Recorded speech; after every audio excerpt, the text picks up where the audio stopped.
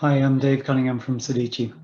We're delighted to be part of Regtech Accelerate 2021 and bringing our solutions to Australia this year. We'd love to be there in person, but we'll have to wait till later this year.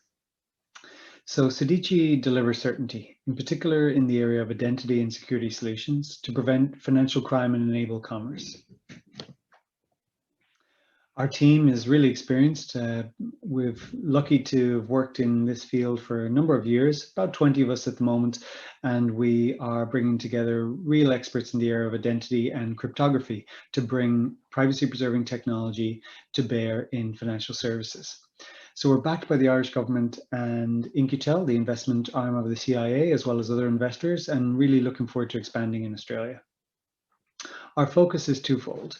Firstly, we have a grounding and background in digital identity, where we deliver KYC for individuals, KYB for businesses, from servicing over 150 countries, over 1,000 documents, and we connect to authoritative sources such as the UK Passport Office to verify passports in real time, as well as all the usual credit agencies. What we're speaking to today about, though, is privacy enhanced technology. And we use our advanced cryptography solutions, zero knowledge proof, and secure multi-party computation in order to bring privacy to anti-money laundering solutions. And we're just after going through the FCA's digital sandbox, where we've showcased this in collaboration with a number of banks. So as collaboration is the key word really in terms of fighting financial crime. Our solution PREXA, which stands for Pre-Execution Alert System, allows financial institutions to securely share knowledge and insights around clients or transactions without needing to disclose the underlying data.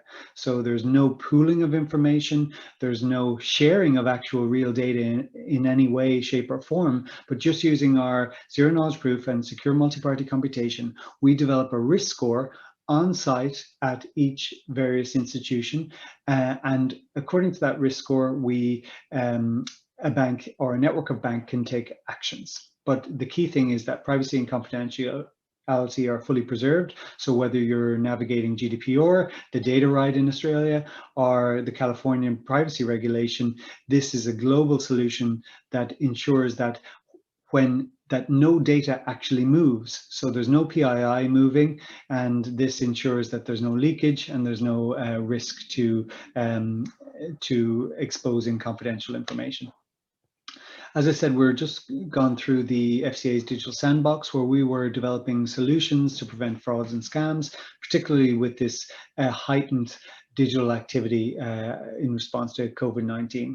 But the key thing is that money laundering, we only detect 1% of that and prevent it globally. It's really just not enough. So this solution delivers an option for us to share insights and knowledge without having to pool the information, which is really important.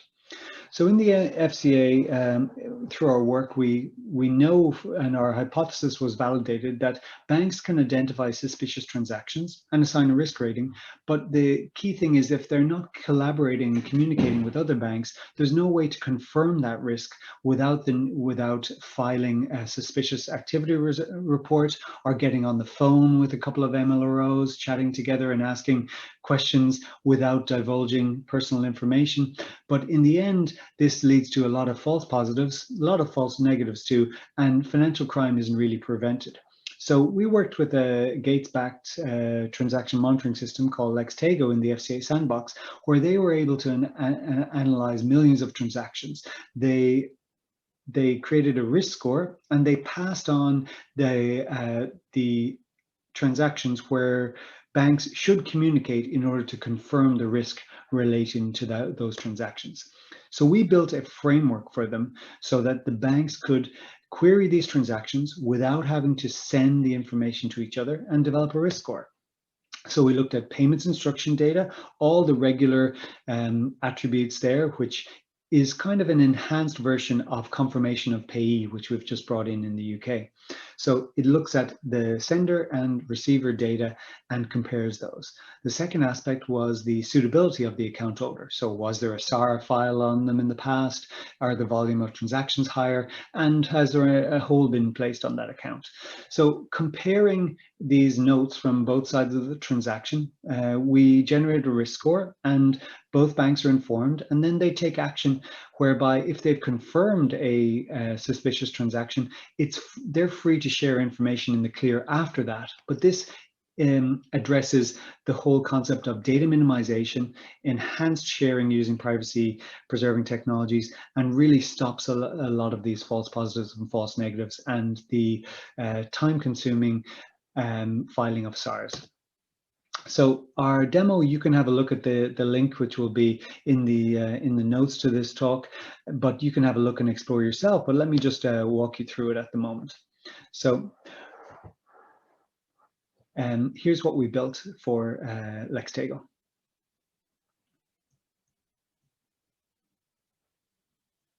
So what Lextego had identified in the sandbox was that there was a suspicious character involved in a lot of transactions called Russell Hunter, and these are his account number and his BIC and his address and so on. Now, the Bank B have Russell as a customer, and Bank A's customer, Ashley Scott, was trying to just go about and pay her British Telecom bill. As it turned out, by using Prexa and comparing these transactions, we create an execution where the questions are asked regarding identity and suitability on both sides, and a result comes back. Now, as we see, even though Bank A doesn't see all of this information, we can see that Russell Hunter is in fact there has been a SAR placed on him. The volume of transactions for him has been very high, higher than normal in the last month, and there has been a hold placed on his account. So in this case, we also know that this account number that Ashley Scott thinks she's sending the money to actually belongs to this Russell Hunter. So both the identity and suitability checks have failed here. So this means that if this had been in place at the time of this transaction, then Bank A would have been able to say with certainty that this was a transaction which was not going to the correct location and that Ashley was a victim of authorized push payment fraud.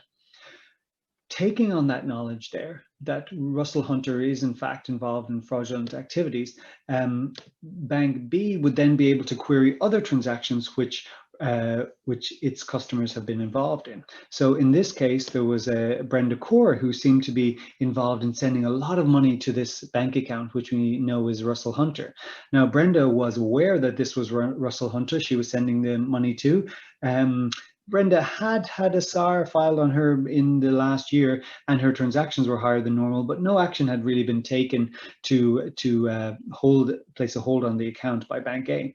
But given this enhanced information, when we run our secure multi-party computation, the risk score comes back and says there's really some identity issues here, because we know that Russell Hunter has a raft of issues in terms of SARs being filed, high volume of transaction, and account has been placed on hold in the last year. But as our execution engine, which is slowed down just for display purposes here, illustrates, is that it queries all of these aspects of this, and it comes back and gives this risk score to say that the identity check has failed. Or sorry, excuse me, the suitability check has failed.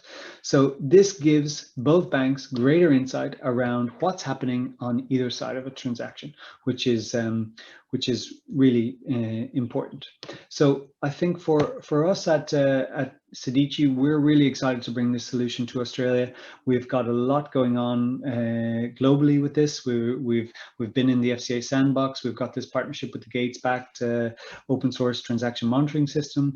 We've got POCs happening in Switzerland, overseen by the Swiss regulator, POC in France. We've got some action in America too now, where we've got one of the largest retailers in the world who's looking to prevent issues around the new payments platform coming in there. But given that Australia is such a key market, such a pioneer in terms of the new payments platform, and also the data right, we feel this solution is particularly useful in the continued battle against money laundering and the enhanced efforts that are being made in Australia on foot of the Royal Commission.